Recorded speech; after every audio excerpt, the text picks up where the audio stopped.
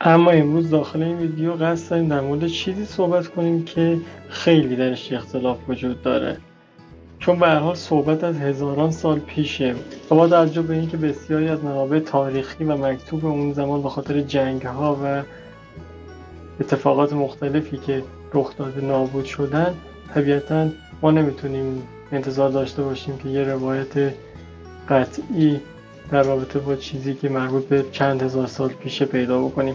اما اینجا داخل این ویدیو ما قصد داریم روایات تاریخی معتبر و مواردی رو که ممکنه ما رو به سمت حقیقت هدایت در موردشون صحبت کنیم.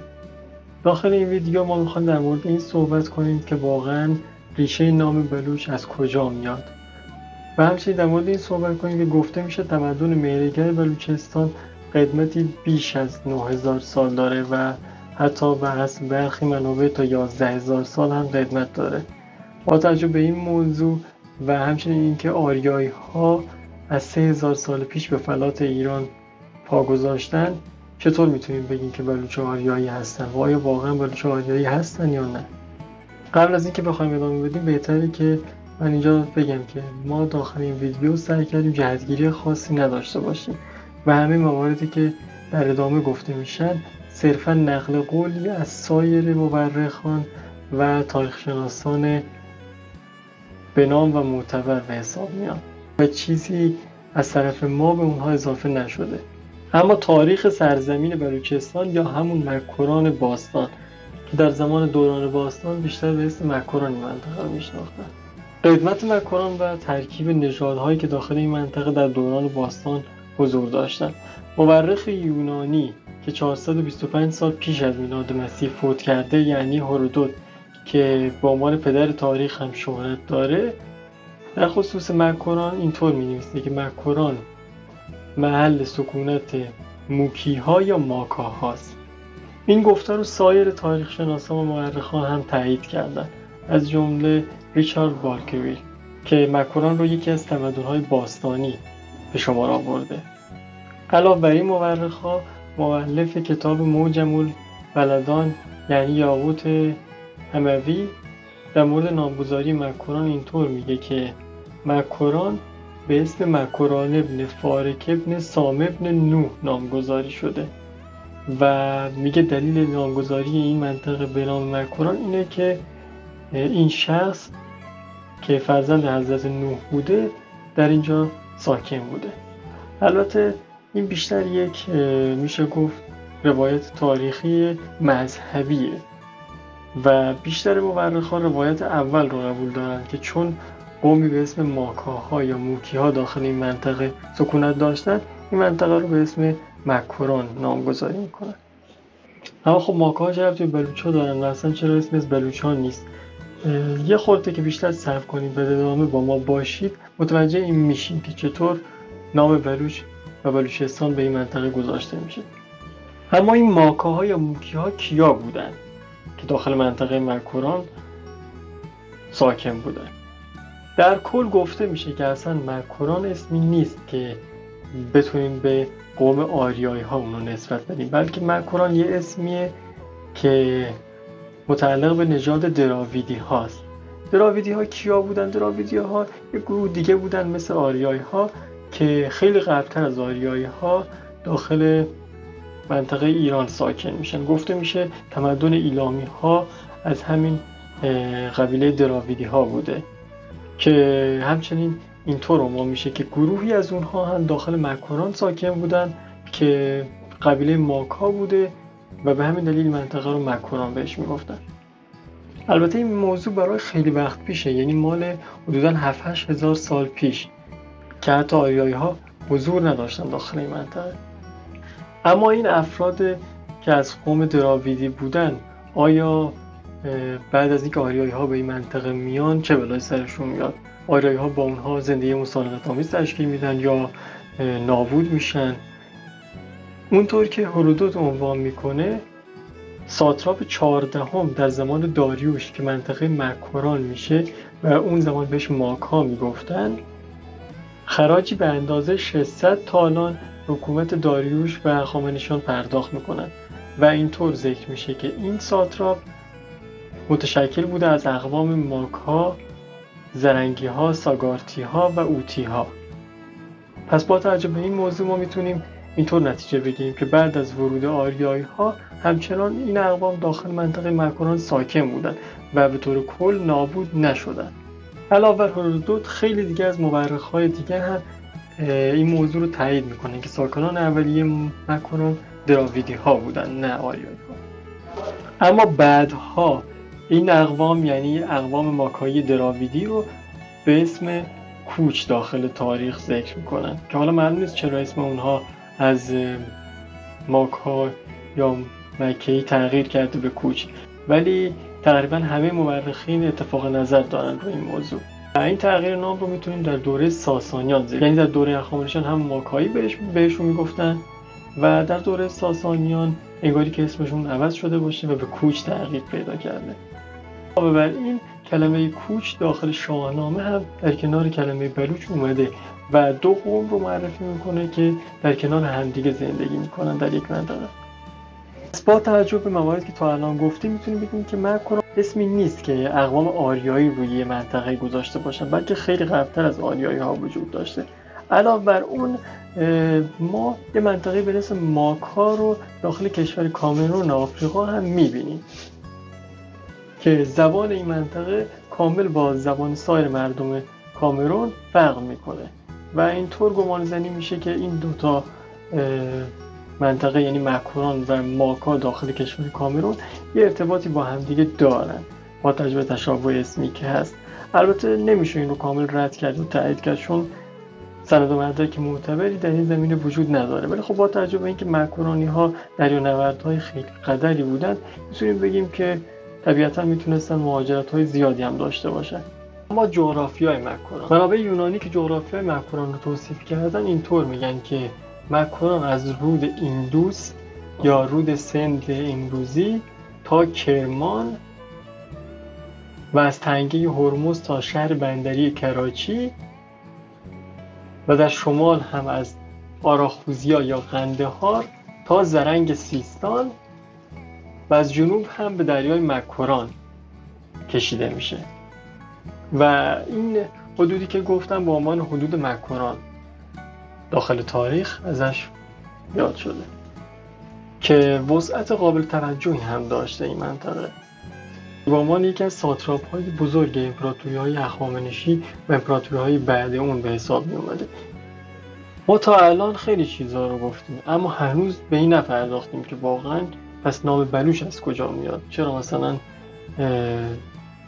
الان مردم این منطقه رو بهشون میگن بلوچ و اصلا چه ربطی داره مردمی که در زمان باستان اینجا زندگی میکردن به مردم بلوچ؟ خیلی گفته میشه که بلوچ کلمه جدیدی مثلا در زمان باستان ما همچین کلمه‌ای رو نداشتیم. حتی با خود واژه بلوچ اینطور میگن که بلوچ از دو واژه پهلوان یا پهل در زمان فارسی قدیم و اوچ یا بلند در زمان سانسکریت تشکیل شده که با هم دیگه واژه‌ای رو میسازن به نام بلوچ به معنی پهلوان برز و بلند بالاست. و اما واژه بلوچ پیش از اسلام، خود کلمه واژه بلوچ پیش از اسلام داخل هیچ کدوم از منابع تاریخی که الان باقی موندن پیدا نشده و ساکنین مکران با نام‌های ماکا، موک، کوچ، پارت و پهلوا یاد شده و کلمه خود بلوچ رو ذکر نکردم. ما اگه مثلا بخوایم به این نتیجه برسیم که بلوچ ها در دوران باستان اینجا زندگی میکردن، یعنی یه جورایی باید بتونیم اقوام بلوچ فعلی رو به یکی از اقوام باستان یعنی ماکا، کوچ و پارت که داخل این منطقه حضور داشتن رد بدیم و بگیم که بلوچ ها ادامه نسل اونها هستن و توضیح بدیم که چرا نام اونها تغییر کرده و الان به عنوان بلوچ شناخته میشن. در ادامه ما بیشتر در این رابطه توضیح میدیم و کم کم این موضوع رو روشن میکنیم که چطور این تغییر نام صورت گرفته. اما بعد از اسلام ما میبینیم که تاریخ نگاران عرب و تاریخ نگاران عصر اسلام از مردم منطقه مکران با نام مردم بلوچ یاد میکنن. یعنی چی؟ یعنی اینکه توی این فاصله که ما بین زمان حکومت ساسانیان و زمان ورود اسلام به منطقه است، یک اتفاقاتی رخ دادن که باعث شده این تغییر نام صورت بگیره و یا این نام به وجود بیاد. بالاخره این نام یا به وجود اومده و یا از تغییر نام قبایل قبلی به وجود اومده. و هر چیزی که هست ما بین همین تاریخ اتفاق افتاده، چون تا قبل از اون نامی از بلوچ ها نیست و بعد از اون هم که میبینیم این نام به نام قبایل مردم این منطقه اضافه شده. اما ما اینجا میخوایم این فرضیه رو به تایید برسونیم که بلوچ و نام بلوچ از تغییر نام قبایل قبلی داخل مکران که از دوران باستان حضور داشتن به وجود اومده. یک قوم جدید نیست. اما این موضوع رو چطور میخوایم به اثبات برسونیم؟ اگه بخوایم در این رابطه بیشتر توضیح بدیم، بهتره که یک زمینه سازی بکنیم. با جستجویی که در بین اقوام آریایی میشه کرد، متوجه میشیم که آریایی ها تقریبا از دو گروه کلی تشکیل میشن، یعنی اتحادیه ماد و مادها و پارس ها.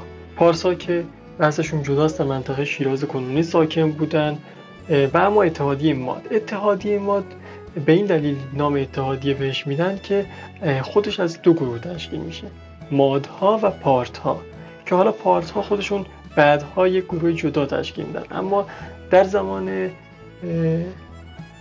3000 سال پیش که تازه آریایی ها به این منطقه میان، جزئی از اتحادیه ماد بودن. هر کدوم از پارتها و مادها هم خودشون در یک منطقه خاصی سکونت داشتن. داخل نقشه هم میبینید. ما اینجا سر و کارمون بیشتر با پارت هاست، چرا که پارت ها خودشون از قبایل مختلفی تشکیل می شدن. یکی از این قبایل قبیله بوده به اسم قبیله بالاچ و بیشترین نسبتی که نام بلوچ داده میشه به این قبیله است. یعنی میشه گفت که اینطور میتونیم عنوان کنیم بلوچ ها آریایی هستن و مال اتحادیه ماد هستن. اتحادیه ماد خودش از دو گروه تشکیل میشه، بلوچ ها مال پارت ها هستن و از قبیله بالاچ پارت ها هستن. اما این حرف ما از کجا نشأت میگیره و اصلا چرا همچین حرفی میزنیم؟ این رابطه دو نظریه وجود داره. یکی این که بلوچ ها در زمان مادها و امپراتوری ماد که پیش از هخامنشیان وجود داشته به منطقه مکران اومدن، و یا همین که نه، بعدها در زمان اشکانیان و ساسانیان به این منطقه اومدن. به هر حال نظریه اول یک مقدار قوی تره که حالا ما سعی میکنیم که هر جفتش رو توضیح بدیم. نظریه اول میگه زمانی که مادها به منطقه ایران مسلط میشن و امپراتوری خودشون رو تأسیس میکنن، برای اینکه بتونن جای پای خودشون رو محکم بکنن، متحدان خودشون رو به مناطق مختلف میفرستن تا در اون مناطق ساکن بشن و منافع اتحادیه ماد رو تضمین کنن. همچنین کنترل بیشتری روی مناطق تحت سلطه خودشون داشته باشن. اینطور عنوان میشه که بلوچ ها یکی از این قبایل بودن.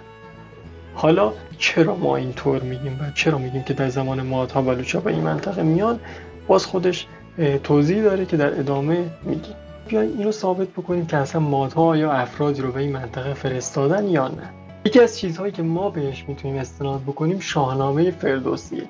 فردوسی در جایی از شاهنامه که مربوط به دوره مادهاست و در رابطه با اون دوره داره صحبت میکنه، اینطور میگه که بلوچ ها و کوچ ها که ساکنین منطقه مکران هستن با کیخسرو پادشاه ایران همراهی میکنن و وارد ارتش اون میشن. اینجا فردوسی کوچ و بلوچ رو عنوان میکنه. میتونیم بگیم بلوچ همون کسایی هستن که در زمان اتحادیه ماد به این منطقه اومدن تا منافع مادها رو تضمین کنن و آریایی هستن. کوچ ها هم همون کسایی هستن که از نژاد دراویدی بودن و ساکنان خیلی قدیمی تر این منطقه بودن. به هر حال فردوسی زمانی که در رابطه با دوره مادها صحبت میکنه اسمی از بلوچ میاره. فردوسی همینطور در جای دیگه از شاهنامه زمانی که داره در مورد دوره ساسانیان صحبت میکنه از کشتار بلوچ ها توسط انوشیروان ساسانی صحبت میکنه.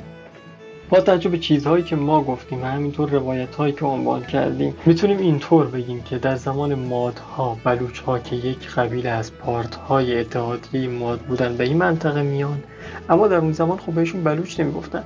خاندان بالاش یکی از خاندان‌های پارت بوده که به این منطقه میان و اینطور گفته میشه که بعدها یعنی در زمان ساسانیان این نام بیشتر شهرت پیدا میکنه و نام قبیله بلوچ در این منطقه بسیار دیده میشه. انگار که بتونیم اینطور بگیم که در زمان مادها، زمانی که به این منطقه میان، خب خودشون رو کمتر جزئی از قبیله بالاش میدونن، بیشتر جزئی از پارت‌ها بودن و خب روایت‌های تاریخی از اون موقع کمتر هم هست. اما بعدها در دوره ساسانیان انگار که این نام بیشتر در منطقه تثبیت میشه و به اسم قوم بلوچ تکامل پیدا میکنه. نصیر دشتی هم داخل کتاب خودش اینطور عنوان میکنه که بلوچ ها از منطقه بالاچگان یا بالاشگان که منطقه در نزدیکی آذربایجان و دریای کاسپیانه مهاجرت کردن که این منطقه خودش جزئی از اتحادیه ماد بوده و همینطور میگه که اونها خاندانی از پارت‌های اشکانیان بودن. نصیر دشتی البته داخل کتاب خودش میگه که بلوچ ها تا زمان ساسانیان در اون منطقه ساکن بودن و در زمان ساسانیان به منطقه مکران میان که البته این روایت ارزش تاریخی کمتری داره، چرا که روایت های قبلی بیشتر مورد تایید هستن. هرچند که ما این روایت رو هم میتونیم در یک شرایط خاصی قبول بکنیم، چرا که میتونیم بگیم که تمام افراد قبیله بالاش اشکانیان یک جا به منطقه مکران نیومدن، بلکه گروهی همونجا موندن و گروهیشون به این منطقه اومدن. بعدها در دوره ساسانیان هم میتونیم اینطور بگیم که گروه دیگه هم که اونجا باقی موندن به این منطقه اومدن. البته اینا همش حدس و گمانه و خب اون روایت تاریخی که اعتبار بیشتری داره همونی بود که ما اول گفتیم و اینطور عنوان کردیم که بلوچ‌ها در زمان مادها تحت حالا نام یکی از قبایل پارت‌های اشکانیان به این منطقه اومدن. اما نام کوچ که در بسیاری از جاها که نام بلوچ و به عنوان ساکنین این منطقه عنوان شده از کجا اومد؟ میتونیم بگیم که کوچ‌ها ادامه دهنده نسل همون ماکای‌های دراویدی بودن که قبل از آریایی‌ها داخل سرزمین مکران حضور داشتن و به این دلیل به نام کوچ یا کیش تغییر نام پیدا کردن، چرا که یکی از شهرهای پر رونق اون زمان داخل مکران شهر کیش و کیس بوده که با نام کیس هم ازش یاد میشه. این شهر و رونق اون در زمان ساسانیان اینقدر معروف بوده که حتی به منطقه مکران کوسون هم میگفتن. در رابطه با زندگی کوچ و بلوچ با همدیگه در این منطقه اینطور حتی عنوان میشه که ابن هوقل میگه که زمان مردم مکران گروهشون زبان فارسیه و گروهشون زبان مکری، که منظورش از زبان مکری همون زبان دراویدی هاست و زبان فارسی هم همون زبان بلوچی رو میگه، خاطر شباهت‌های زیادی که این دو زبان با هم دارن و خب ابن هوقل هم خیلی از تفاوت‌های این دو زبان آگاهی نداشته، جفتشون رو به عنوان یه زبان به حساب میاره.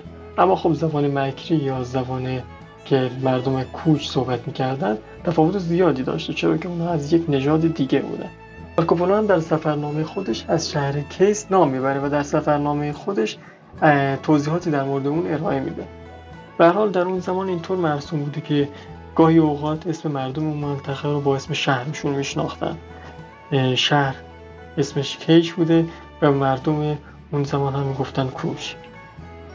و یا حتی برعکس، گاهی اوقات هم مردمی که اونجا زندگی میکردن ماکا یا ماکایی بودن و به همین دلیل به اون منطقه میگفتن ماکا یا مکران، که همین مطلب خودش میتونه ثابت کنه که چرا به قومی که در کنار قوم بلوچ زندگی میکردن میگفتن کوچ.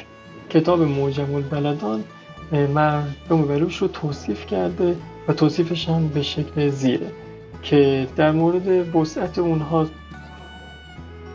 توصیفاتی رو ارائه کرده و همچنین گفته که قوت و قدرت اونها بسیار بالاست. همچنین ذکر کرده که مردم کوچ در کنار مردم بلوچ زندگی میکنن. البته معجم البلدان اینطور ذکر کرده که مردم کوچ به راهزنی و حالا همچین چیزی مشغول بودن، اما مردم بلوچ دزدی و راهزنی رو تحمل نمی‌کردند. در رابطه با کوچ و بلوچ برخی دیگه از مورخان هم در منطقه کرمان کوچ رو ذکر کردن و از بلوچ چیزی نگفتن. یعنی اینطور میشه گفت که شاید کوچ ها مردمی بودن که بیشتر منطقه کرمان سکونت داشتن. اما خب این روایت ارزش تاریخی کمتری داره، چون بالاخره کوچ ها اگه قرار باشه از ساکنین قوم دراویدی باشن بیشتر باید سمت شرق بلوچستان و نزدیک هندوستان و پاکستان فعلی باشن تا سمت غرب. ولی خب هیچ کس از مهاجرت‌های این دو قبیله در طول تاریخ چند هزار سالشون خبر نداره. بعضی اوقات در اون منطقه ساکن بودن، بعضی اوقات در منطقه دیگه.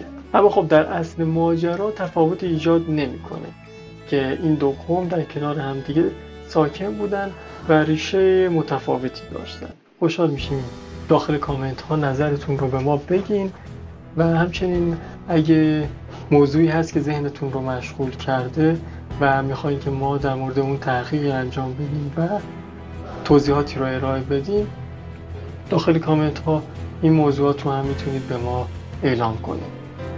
این ویدیو به اتمام رسیده اما این مبحث هنوز تموم نشده. داخل ویدیوی بعد ما در این رابطه صحبت میکنیم که اصلاً چه بلایی سر مردم کوچ میاد و چرا اسمی از اونها الان وجود نداره و همینطور ثابت میکنیم که مردم پارت و قبیله از پارت ها بودند که در زمان مادها به منطقه مکوران اومدن با استفاده از کتیبه ها و چیزهایی که از اون دوران باقی مونده.